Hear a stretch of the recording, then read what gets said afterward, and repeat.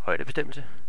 På den lille bakke lå et lille hus, aldrig så jeg så dejligt et hus. Huset på toppen med flaget skal måles, Huset ligger langt op på bjerget. Hvor langt? Øvelsesvejledningen til eksperimentet findes i dokumentet højdebestemmelse. I øvelsesvejledningen kan du læse nærmere om, hvordan vinkler angives. Du er vant til at angive en vinkel i grader, men i øvelsen skal vi forfine vinkelenheden og indføre begrebet bueminutter og buesekunder. Læs mere om det i øvelsesvejledningen. Jorden er inddelt i et gradnet bestående af længdegrader og breddegrader. Længdegrader er de linjer, som går nord-syd, og breddegraderne øst-vest. Vertikalt er jorden delt i to halvdele, henholdsvis den nordlige halvkugle og den sydlige halvkugle, delt af ækvator. Og horisontalt er jorden tilsvarende delt i to halvdele, henholdsvis øst og vest for den nulmeridian, som går igennem Greenwich i London.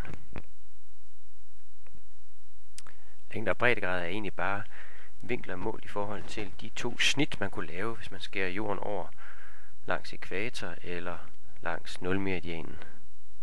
Hvis man eksempelvis skal måle sin breddegrad, altså hvor højt op på jordkuglen man befinder sig, så måler man vinklen i forhold til det snit, der er lagt igennem ækvator.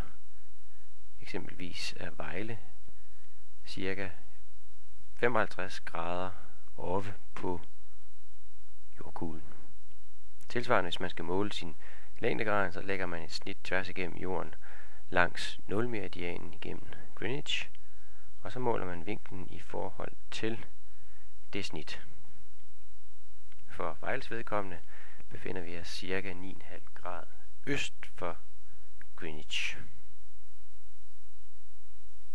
GPS'en er en blå E-Trex eller en blå E-Trex med næsten samme udseende. Når du skal til at betjene GPS'en, er det rart at vide, at der findes en vejledning kaldet GPS-navigation. Her kan du få klare instrukser for, hvad der skal til for at udføre de forskellige opgaver.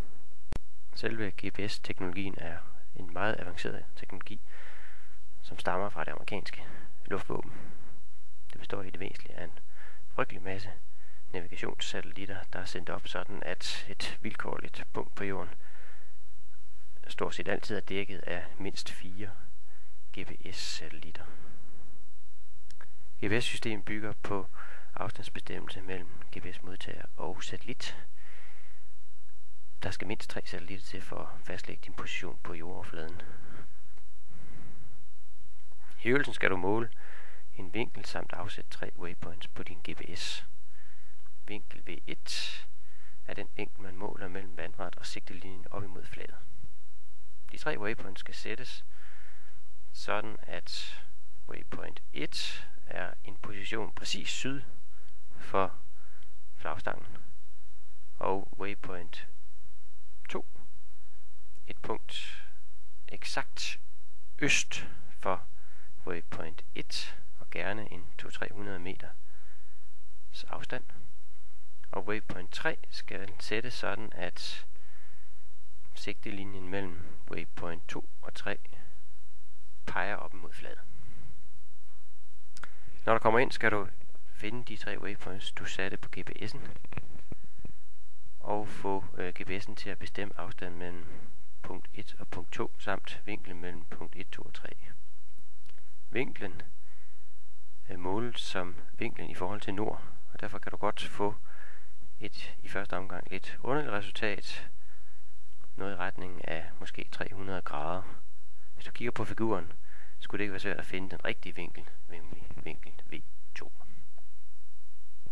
Så skal der regnes, at dit resultat sammenlignes med den officielle værdi på 96 meter. Hvis du er langt fra resultatet, bør du overveje, hvilken måling, der er behæftet med størst usikkerhed, og hvor lidt der i virkeligheden skal til for at ændre dit resultat, så det minder om den officielle værdi. God fornøjelse.